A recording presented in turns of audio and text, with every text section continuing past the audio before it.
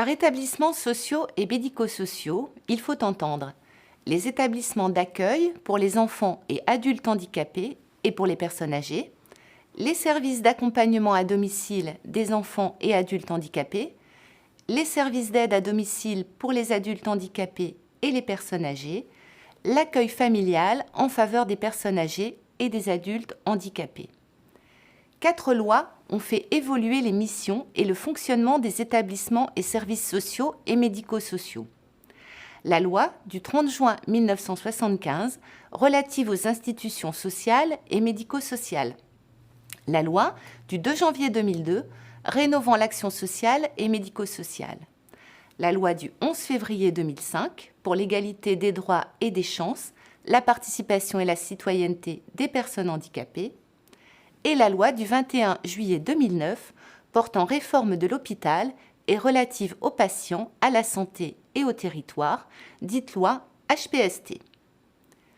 C'est au cours des années 1970 que la notion d'accompagnement apparaît, traduisant le passage d'une conception d'assistance des personnes les plus vulnérables à une conception de solidarité. Introduite dans la loi de 1975, cette notion sera ensuite davantage développée dans la loi du 2 janvier 2002. La loi du 30 juin 1975, relative aux institutions sociales et médico-sociales, présente la caractéristique de structurer le secteur médico-social. Elle réglemente les conditions de création et de financement des établissements et services, ainsi que la formation et le statut des professionnels qui y exercent. Elle précise également les frontières juridiques entre le champ sanitaire et le champ médico-social. Comme l'écrit Pierre Verdier, directeur général de la Fondation La Vie au Grand Air, dans le Journal du droit des jeunes, numéro 226, la loi de 1975 était davantage une loi sur les institutions, c'est-à-dire sur les murs, plutôt qu'en faveur des personnes. D'ailleurs, c'est ce qui ressortira des premiers constats de la Direction générale de l'action sociale dès 1995, comme des orientations de Jacques Barrot, lançant en 1996 le chantier de la réforme « Il faut remettre l'usager au centre du dispositif ». 2 innovations méritent d'être soulignées dans la loi du 2 janvier 2002. D'une part, l'usager est placé au centre des préoccupations et donc des dispositifs d'accompagnement, et d'autre part, il participe à son propre projet d'accueil et d'accompagnement. L'article 6 de la loi introduit dans le Code de l'action sociale et des familles l'article L. 311-3 ainsi rédigé. L'exercice des droits et libertés individuelles est garanti à toute personne prise en charge par des établissements et services sociaux et médico-sociaux. Dans le respect des dispositions législatives et réglementaires en vigueur, lui sont assurés, premièrement, le respect de sa dignité, de son intégrité, de sa vie privée, de son intimité et de sa sécurité. Deuxièmement, sous réserve des pouvoirs reconnus à l'autorité judiciaire et des nécessités liées à la protection des mineurs en danger, le libre choix entre les prestations adaptées qui lui sont offertes, soit dans le cadre d'un service à son domicile, soit dans le cadre d'une admission au sein d'un établissement spécialisé. Troisièmement, une prise en charge et un accompagnement individualisé de qualité favorisant son développement, son autonomie et son insertion, adapté à son âge et à ses besoins, respectant son consentement éclairé, qui doit systématiquement être recherché lorsque la personne est apte à exprimer sa volonté et à participer à la décision. À défaut, le consentement de son représentant légal doit être recherché. Quatrièmement, la confidentialité des informations la concernant.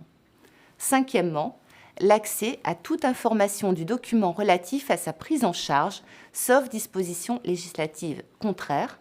Sixièmement, une information sur ses droits fondamentaux et les protections particulières légales et contractuelles dont elle bénéficie, ainsi que sur les voies de recours à sa disposition. Septièmement, la participation directe ou avec l'aide de son représentant légal à la conception et à la mise en œuvre du projet d'accueil et d'accompagnement qui la concerne. 7 outils ont été créés pour garantir le respect de ces droits. Premièrement, le livret d'accueil remis à l'usager des établissements et services sociaux et médico-sociaux.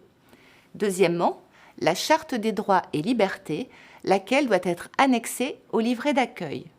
Troisièmement, le contrat de séjour garantissant le respect des droits des résidents accueillis dans un établissement médico-social.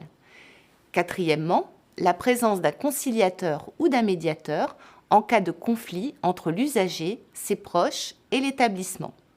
Cinquièmement, un règlement de fonctionnement de l'établissement qui doit également être annexé au livret d'accueil. Sixièmement, un projet d'établissement ou de service établi pour 5 ans. Septièmement, la mise en place d'un conseil de la vie sociale, instance d'expression des usagers. Pierre Verdier écrit « La loi de 1975 était centrée sur la prise en charge à temps complet. La loi 2002-2 a étendu la liste des établissements et services. Accueil permanent ou temporaire, avec ou sans hébergement, services d'aide médicale et de soins à domicile, centre d'addictologie, appartements de coordination thérapeutique. Notamment sont concernés les lieux de vie où s'effectuent ce que l'on appelle les séjours de rupture. Ils doivent désormais être autorisés par le président du Conseil général du département d'implantation, avoir un projet d'établissement, remettre un livret d'accueil, un règlement de fonctionnement, etc.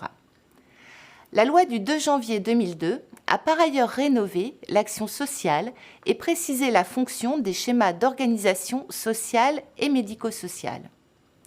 Aux schémas départementaux prévus par la loi de 1975 s'ajoutent les schémas nationaux et régionaux qui tous ont une durée de 5 ans. L'article 18 de la loi précise que ces schémas doivent apprécier la nature, le niveau et l'évolution des besoins de la population, dresser un bilan qualitatif et quantitatif de l'offre sociale et médico-sociale existante, déterminer les perspectives et les objectifs de développement de l'offre sociale et médico-sociale, préciser le cadre de la coopération et de la coordination entre les différents établissements et services, définir des critères d'évaluation des actions mises en œuvre dans le cadre de ces schémas. Notons enfin que la loi du 2 janvier 2002 a rendu obligatoire une évaluation interne par les établissements, avec une communication tous les 5 ans et une évaluation externe tous les 7 ans par un organisme habilité. La loi du 11 février 2005 va encore plus loin dans la reconnaissance de la place de la personne vulnérable en promouvant la citoyenneté et en formulant le principe d'une égalité pleine et entière des droits et des chances des personnes handicapées. De plus longs développements sur cette loi figurent dans le chapitre 5 de ce MOOC. Enfin, la loi du 21 juillet 2009 introduit de profondes modifications en matière de gouvernance. Des agences régionales de santé, ARS, sont créées en charge de la régulation avec ou sans les conseils départementaux des établissements et services médico-sociaux financés par l'assurance maladie et des établissements et services d'aide par le travail.